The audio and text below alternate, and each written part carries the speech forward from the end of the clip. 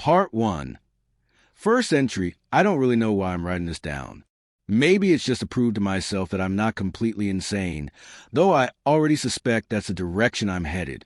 Writing out makes it feel like I can hold a memory in my hands, shape it into words, instead of letting it buzz around inside my skull like flies over meat.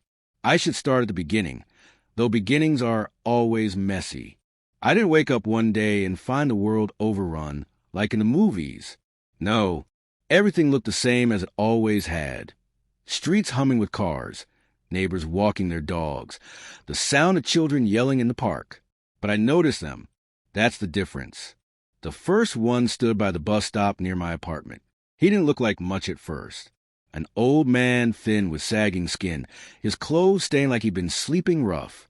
I felt sorry for him until I realized he wasn't waiting for the bus. He wasn't waiting for anything. He was staring at me. Not with hunger, not with rage, just fixed, unwavering attention. His lips moved slightly, like he was mumbling to himself, but no sound came. I turned away. People stare, I told myself. Maybe he's sick or drunk. I tried to forget about him. But when I got off work that night, he was there again, not at the bus stop, across the street from my building. Same posture. Same stillness. His eyes following me as I unlocked my door. That night, I didn't sleep well. I'd wake and swear I heard footsteps outside, slow, dragging ones. But every time I peeked through the blinds, the street was empty. I convinced myself I was imagining things, nerves wound too tight from work stress. But when I left for the office the next morning, he wasn't alone. There were 3 of them now. 2 women, one young, one middle-aged. Their skin looked sallow, their clothes rumpled and old-fashioned, like they'd been dug out of some forgotten trunk. They didn't stand together. They weren't even looking at each other. They just faced me, all of them, as if I was the only thing in their world worth focusing on. I froze on the sidewalk, my briefcase slipping from my hand. A jogger went right past them. A delivery guy hauled boxes into the corner store, and not a single person seemed to notice the trio of silent watchers. Just me.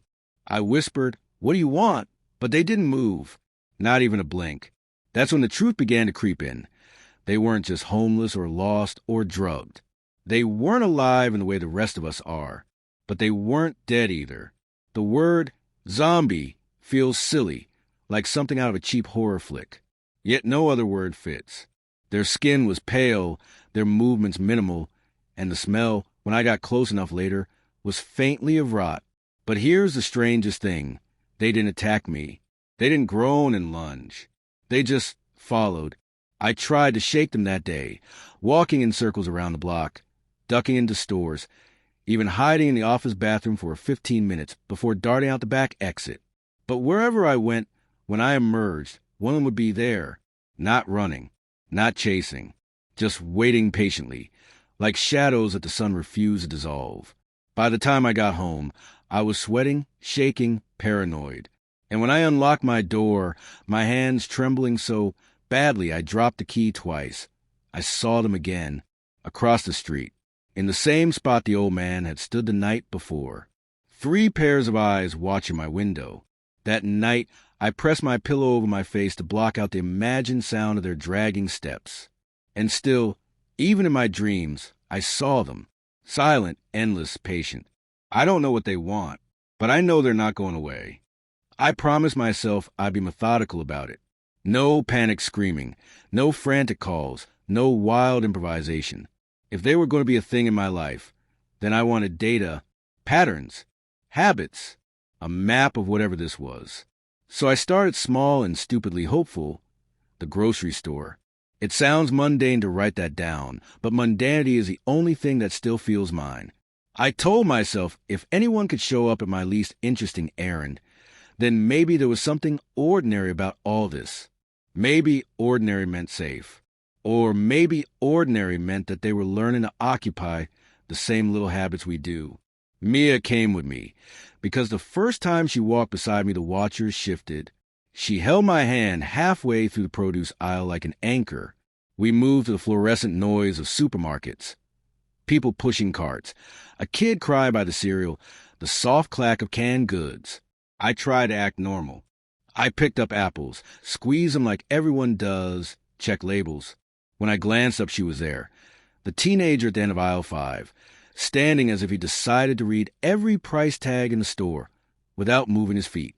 His head tilted the way it always did. His fingers were at his sides, and he watched me as if watching the weather. I attempted a controlled test. I put a pear on the conveyor belt and then casually stepped away for 30 seconds, pretending to check my list. I came back to watch. He was closer now, only 3 carts away. For an absurd second, I thought he might snatch the pear or scream or lunge. He reached out, slowly, and tapped the pear with fingertip. Then he withdrew his hand and held it there, hovering, like someone feeling the texture of a foreign object through a glass. He didn't take it. He didn't bite. He simply touched it, then turned his head as if noticing another sound. It was mimicry without consumption. That afternoon I read somewhere, perhaps in a book about animal behavior, perhaps in an article I half remembered, that mimicry is the first sign of learning. An animal mirrors behavior to test it, to see if it yields anything. If this was true for them, then they were in the earliest stages of understanding us. The way we hold food, the way we check our phones, the way we fold a napkin and place it on our knees. And they were paying attention to the small comforts, the domestic rituals. On the bus ride home, I watched through the window as the woman with the tangled hair stepped onto a stoop and lifted a hand to an imaginary collar, then smoothed the front of her dress before sitting down. She mimicked the habitual preset fuss people do without thinking, the tiny adjustments that make a chair feel chosen. It was so ordinary a gesture that it made me dizzy with the wrong kind of familiarity. "Mia want to call someone." "Police," she said once, voice low. "Social services." "Anyone." I shook my head until my teeth clicked together. The idea of involving authorities felt like throwing gasoline on a curious thing and watching it ignite. I convinced myself not to name them publicly. I convinced myself I could study them quietly. Besides, what would I say exactly? There are people following me. They look dead, but they don't eat, and sometimes they fold napkins. How does one package that into a phone call? Instead, we tried empathy. It sounds ridiculous as I write it, like a therapy pamphlet, but I thought, if they were learning by watching, maybe the simplest thing was to perform gentleness. So I held the door for the woman in a threadbare coat at the cafe, smiled, and said, "Good morning." She stopped mid-step and turned her head. For a moment, I expected her to moan or move toward me. She returned the smile, in a way. Not the heel living smile, but mechanical shaping of lips that matched the pattern I'd offered. Her eyes did not change. They remained the same peculiar, patient gray. But the act of response, however hollow, felt like an exchange, a variable in the experiment. That evening I came home with receipts and a small apple I'd bought on impulse. I left my door slightly ajar by mistake, and when I realized it, my stomach did a single, ugly roll. I closed it and double-locked with a mechanical numbing motion. I wanted to believe the silliness of safety would be enough. But the next morning the apple was gone from my counter. There were no broken glass or footprints, no sign of forced entry. I made tea and sat at the table, eyes darting to the window. Across the street, behind the glass of an upper floor, the silhouette of a person moved. The old man, I thought, though it was difficult to tell at that distance. He stood in an empty apartment I had never seen occupied and arranged pillows on a couch as if making the place ready for someone. He smoothed the throw blanket with slow, considerate motions. It felt like watching a child play house with stolen furniture. He did not leave the apartment. He did not cross the street. I keep thinking that the worst moment will be the one I can point to and say, "There, that's when it changed." But life doesn't hand you a single fulcrum. It nudges you with a tiny, accumulating weight of paperbacks on a shelf until the shelf sags. This week the sagging became visible. After the handkerchief, the camera, and the whisper home that may or may not have been real, the watcher's attention grew more focused. They narrowed their gaze like someone peering through a keyhole, concentrated, intent, and, in its way, polite. They were no longer scattering like flotsam across the city.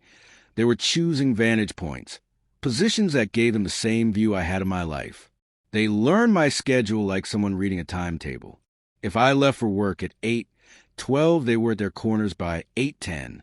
If I watered the plant on Tuesdays, a silhouette would pause across the street on Wednesdays, as if replaying the motion. Mia called to the rehearsal phase and insisted it sounded less terrifying. She began bringing friends around, people from outside my orbit who could provide a baseline of normality. Having others in the apartment helped in a practical way. The room felt fuller, my sentences longer, the watcher's observations somehow thinner. But it also complicated things. The more people who noticed them, the less dismissible a phenomenon became. If a dozen pairs of eyes register a thing, it ceases to belong to you alone. At dinner, one of Mia's friends, Jonah, who reads philosophy for fun and asks too many questions, asked softly, "Have you tried teaching them something deliberate?" He meant a simple ritual, an action with a clear beginning and end. Clap 3 times, say hello, pick up a fork and set it down. If mimicry was their way of learning, Jonah argued, maybe direction would speed the process and make their intentions legible. The idea seemed sound and terrible in equal measure. To teach is to authorize. To model is to consent to being copied. But consent felt like a currency I was out of. They were copying me already, with or without my permission. So we staged a small lesson. Mia and her friend sat at a window and performed a set of domestic gestures. Fold a napkin, tap the table twice, and say welcome in a deliberate, warm voice. We repeated it until our throats felt raw and the sky outside turned a bruised purple. That night the watchers arranged themselves in a neat arc under the street lamp, almost as if the choreography had been given a shape. The teenage boy, who I had started thinking of as Theo for reasons I can't explain, lifted a hand and mimed a tiny, meticulous fold of an invisible napkin. It was precise, as if someone had taught him the movement with a patience we did not expect. Then, very softly, he said something, not welcome, not quite, a guttural attempt at a vowel that scraped like a shell, but it was the same posture, the same intent. It was a bridge being hammered into place. Over the next few days, small things changed inside my apartment. A spoon I had left in the sink was placed on the drying rack, parallel to the others. A coaster appeared on the coffee table, centered under where I habitually set my mug. Once, early in the morning, I found a folded corner of my blanket smoothed down as if someone had walked into my bedroom and adjusted the bedding with a hands-off tenderness. None of these acts felt like theft. They felt like practice, rehearsals of kindness performed by hands that were learning the shapes of domestic life. That should have felt comforting. It did not. There is something fragile about being taught the language you thought was yours alone. It made me feel like an actor whose role was being understudied in the wings. Who decides which gestures to teach and which to withhold? Who owns the grammar of someone's home? I tried to measure my reactions. When I found the spoon arranged, I felt gratitude and an immediacy of horror at the same time. Gratitude because, in a small, obscene way, someone had cared enough to perform a kindness. Horror because care implies reciprocity, and reciprocity suggests integration. If these watchers learned to do for me, what did that mean for whatever they were not doing for themselves? Were they substituting practice for life? Were they patching the absence of living with mimicry? Mr. Geller stopped by unexpectedly, which is to say he knocked with the clumsy authority of someone who knows he should not be intrusive but cannot help himself. He smelled of orange oil and raincoat leather. When I told him about the spoon, the smooth blanket edge, the folded napkin, he nodded, eyes shadowed as though remembering a long-forgotten custom. People learn what they're fed. I never meant to let one of them inside. That sentence sits ugly and bright on the page because there's no soft way to say it. Up until now, I had watched them at the border, at the crosswalk, on the stoop, in the reflection of a shop window, a gallery of patient figures moving in the margins. Watching is different from inviting. Watching keeps a shape intact. Inviting lets it alter. It started small, as everything dangerous does. A drizzle had been pressing the city into a gray smear all afternoon. I was tired in a way that had nothing to do with sleep, and everything to do with being watched continuously. Mia had left earlier to crash at her sister's after an argument that had nothing to do with them and everything to do with fear wearing thin. I hadn't meant to be alone, but I was. Around 7, someone knocked. Not a sharp, urgent pounding. A tentative, practice knock 3 beats, as if copying a rhythm they'd seen on a cop show. I froze. My first instinct was to ignore it and pretend I wasn't home, the kind of childish trick you play to gain control. But then the knock came again, and something in my chest, responsibility, curiosity, the animal habit of opening to the neighbor, made me cross the hallway. On the other side of the door stood Theo. His jacket was damp, hair plastered his forehead, eyes wider than usual, as if the rain had polished their depth. He looked smaller in the doorway than he did across the street. More like a child trying on an adult costume. My hands moved of their own accord. The door opened. I had planned all sorts of protocols in my head. Keep the hallway light on. Do not let them pass the threshold. Hand them a blanket. Speak calmly. Planning only goes so far when a person stands at your door. He stepped inside as if the threshold itself granted permission. His movements were careful and very, very slow, as if speed might fracture him. He glanced at the living room, at the unwashed mug, the stack of unpaid bills, the plant Mia had brought, and then, curiously, at the framed photo on the mantel, a small, silly picture of Mia and me after a concert, arms thrown over shoulders, hair knots of laughter. Theo reached out and touched the glass. His fingers left a faint fog. He looked at me as if asking whether such closeness was allowed. "Do you want tea?" I offered, ridiculous and human and absurd. He nodded once, a jerky, grateful motion. I made 2 cups and set one on the coffee table. He watched me like a scientist watching an experiment. When I handed him the cup, his hands trembled. He raised it to his lips and blew on it, like someone trying not to damage an unknown thing. He drank. The steam fogged his glasses. When he wiped them with the back of his hand, I realized the hands were cold and something like calluses had mapped the skin. Not deceased cold. The wrong word here, but not the warmth of someone who'd slept in a bed recently. We sat, I don't know how long. Silence is a presence of its own, and once it takes up a chair you become aware of its posture. He mimed a small smile when I laughed at a dumb memory, and then imitated the laugh. It was off, timing slightly wrong, breath tucked in the wrong places, but it was a laugh. Language had learned rhythm. "What's your name?" I asked, because names make living things real, and because I had to try something that felt like reciprocity.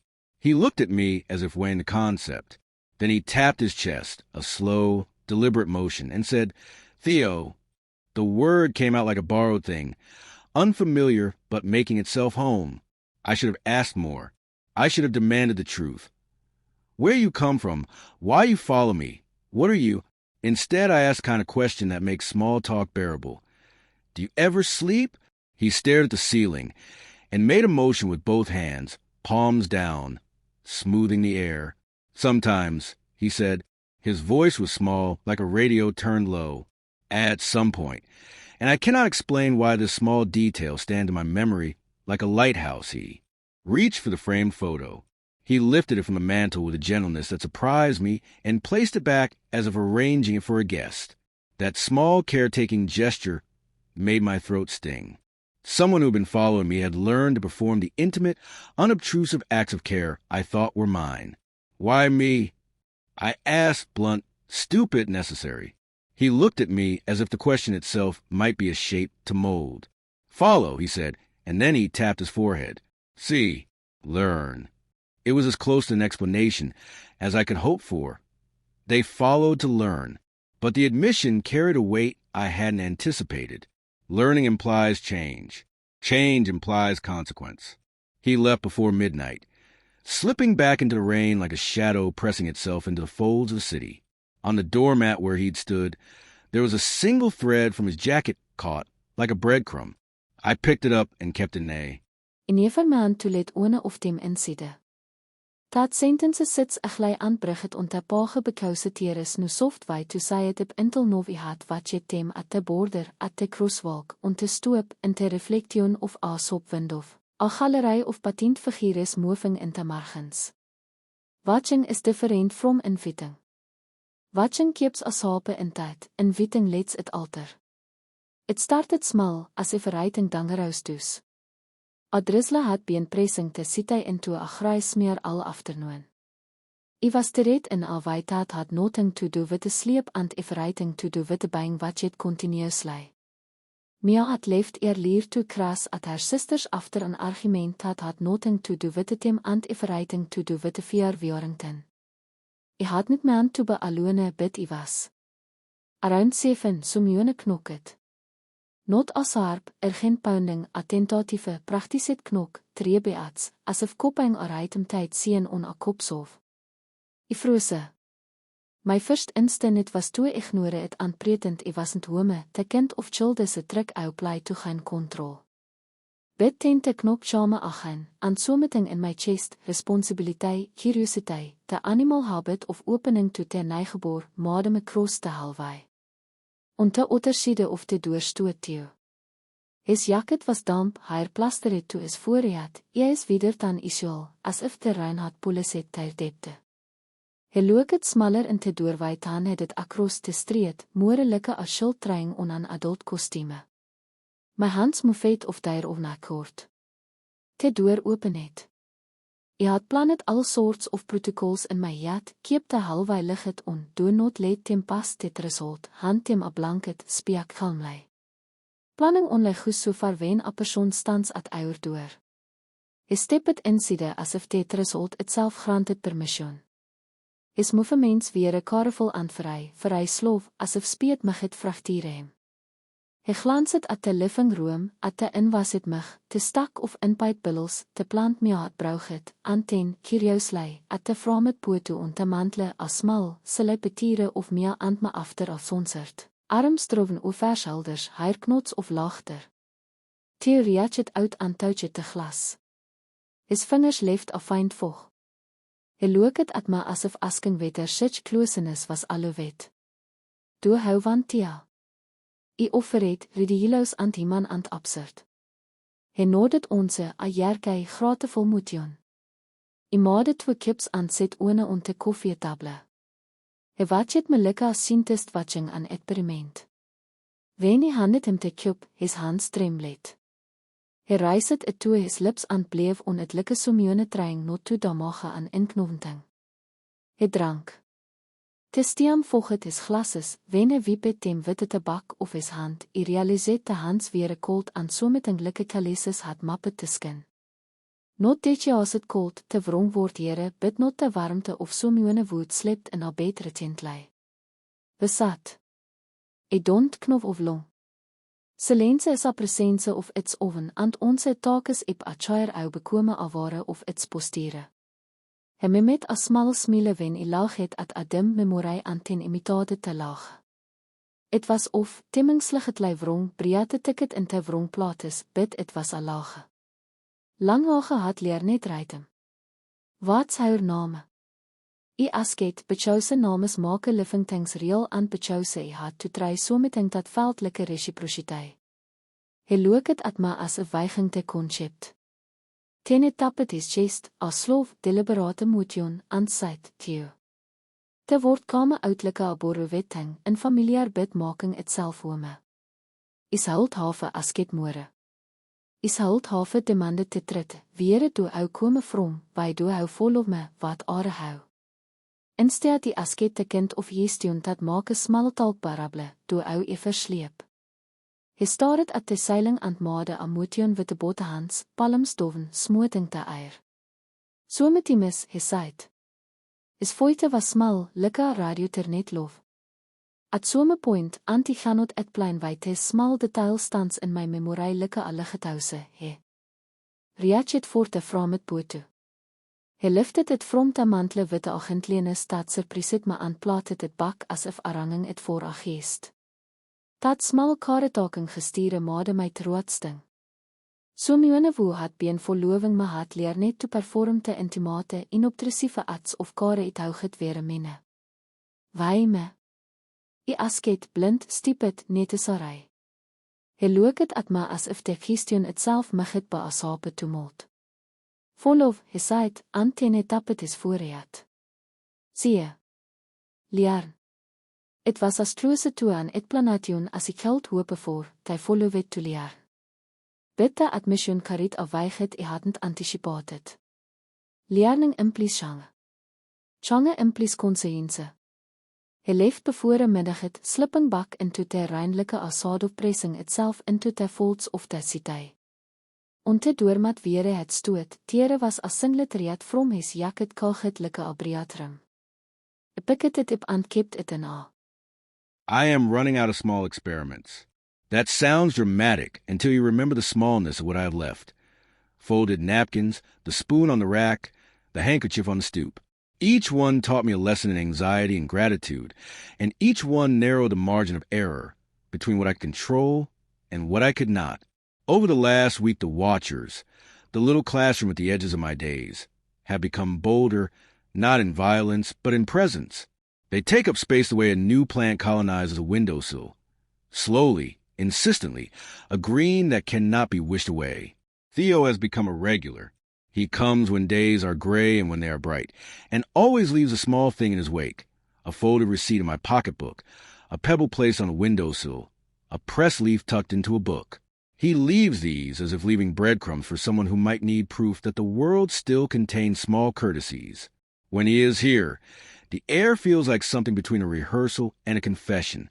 He has not told me much about where they come from. The answers he gives are like fragments. Same, he says, tapping his forehead. Outside, before. Once he made a motion with his hands. Palm up, then turned aside, then folded, an attempt at drawing a map that dissolved into nothing. I am clumsy at empathy and better at questions, so I asked the wrong ones. I asked, "Are they dangerous?" And he tilted his head, puzzled by the idea. "No," he said. "Want." He said it like a child saying please. Mia started taking notes and scrawl across the back of receipts and handing them to me with a look that means, be careful and also do not be alone. Her practical optimism has a way of keeping me from spinning completely out. She suggested I try to teach Theo something safe, a trivial canticle to anchor him. Say my name when you come, or knock once before entering. She called it consent. I called it sanity. We agreed on a knock and a name. The first morning after we made the rule, I woke to a single, measured rap on the door. I opened it to find Theo standing very straight, eyes bright with an effort to be precise. He tapped once in the hollow rhythm we had practiced, and then quietly said my name. Hearing it said back to me in that small, earnest voice sent a warmth I did not expect into my sternum. It felt for a breath, like reclaiming something. But comfort is never a straight line. There is always a back current. The next day, a flyer appeared in the lobby of my building. Neighbors, please be vigilant. A photograph had been taken in a park. A grainy image of a clustered mass of watchers, arranged like an audience. The caption read, "Report suspicious behavior." Someone had noticed. Someone had turned observation into suspicion and then printed it on paper. After the flyer, the city shifted. It was subtle at first. Fewer people sat on the benches where the watchers like to gather. The delivery driver who used to whistle now zipped packages and left. Then there were calls to the police, anonymous complaints about strange loitering. Officers came around, flashlights in hand, and their arrival altered my safe smallness into public theater. The watchers did not scatter, but they did change. When a patrol car idled at the corner, Theo and his cluster organized themselves into neat rows like students called to line up. They sat still and silent, eyes forward. The officers walked by and then on, puzzled, uninterested, or perhaps only unable to categorize what they saw. It is strange what being watched by official eyes does to you. I found myself simultaneously relieved and ashamed. Relieved because the attention meant someone was looking out, and ashamed because the scrutiny turned them into a problem to be solved rather than people to be seen. I keep catching myself saying people in a way that feels like negotiation. If I call them people, perhaps the world will be required to act humanely. If I call them monsters, perhaps it will be required to act cruelly. Language, again, shaping a reality. I do not have permission to construct. The thing that unsettled me most was not the flyers or the police, but the way a few neighbors began to watch me watching them. Mornings at the cafe, a barista would linger with a cup, glance toward my table, and drop her eyes when I looked up. Conversation stuttered into silence if I mentioned the watchers at all. Gossip breeds a murmur that becomes fact by force of repetition. I began to feel like a fault line everyone suspected but refused to walk near. Theo sensed it too. He came less often, perhaps because the street had become a stage and he hated audiences. The last time he came, he stayed long into the night and told me something that lodged like a stone in my mouth. He used two simple words, the simplest ones, and placed them together awkwardly, like trying to fit two pieces of carved wood. "We here." He tapped the table, then my hand. He tapped H. I wrote the word down first before I spoke it. The pen scratched against the page with a hesitant friction, the way a thought does when it's not yet certain of its own weight. Stay. Simple. Small. Heavy. That night. I placed the word on the table in my journal. I left it there and waited. Theo came later, when the hallway was dark except for the thin slice of light spilling from the bedroom. He stepped inside quietly, as if not to disturb something invisible. For a moment, I wondered if he'd come at all. Then I saw him standing by the table, head tilted, studying the page. He reached for the pen, touched the paper, and made a mark. A single line that was not quite a letter. He looked up at me. "Stay," he asked, voice soft, unfamiliar with the syllable. I nodded. "Yes, stay." He repeated it slowly, tasting the sound. "Stay." His voice rolled like a stone along the tongue. "Stay here." It was not mimicry. Something about his tone made it feel like a discovery, a lesson in belonging. That night, for the first time, he stayed. Not the usual small visit, not a crossing the threshold in measured silence, but a real stay, an occupancy of time and space without departure. We talked about nothing in particular, about the weather, about coffee spoons, about how the city smells after rain. I asked him what he learned that day. He did not answer with words, but with emotion. His palm over his chest, a slow inhale, and his shoulders lowering as if unburdening something. Later, I realized stay was dangerous, not because it was a word, but because it asked something they might not be ready to give. Permanence. To stay meant to claim space. To stay meant to root. And in the city, rooting is a declaration. The next morning, when I woke, Theo was gone. The chair where he'd sat was pulled in close to the table, and my notebook was open to the page where I had written stay. The pen lay beside it, uncapped. There was no sign of him, but on the floor near the door was a feather. Not one I recognized. Small, gray, curved in the way birds curve their heads before sleep. I took it as a sign. Of what exactly, I cannot say. Maybe a promise. Maybe a warning. Over the next week, the watchers became bolder. They stepped closer to buildings. They followed me home, but instead of lingering at a distance, they lingered near the door. Not all the time, but often enough that the hallway became a shared chamber, a waiting room. I found myself glancing over my shoulder in the street, feeling them in the air around me. I began to record their patterns in the journal. Times, places, gestures. There was a logic to their watching I could not yet decipher. Sometimes they moved as a group. Sometimes they came alone. Theo's visits became less frequent, but longer. Each time he stayed, the air in the apartment shifted. Softer, quieter, heavier with something like intention. Mia noticed, too. She asked me if I was keeping count. I said no, but I was. Every day I counted. How many watchers? How long they stayed? How many times Theo said my name?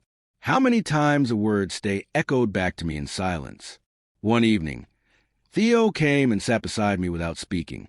He held something in his hands wrapped in cloth.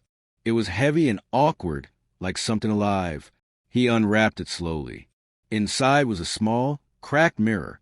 The frame was chipped, the glass warped in a way that made your own reflection look uncertain. He placed it in the middle of the table and tapped it twice. Then he looked at me, eyes steady, and said, "See?" I stared into the mirror, my own face bent, breaking into edges.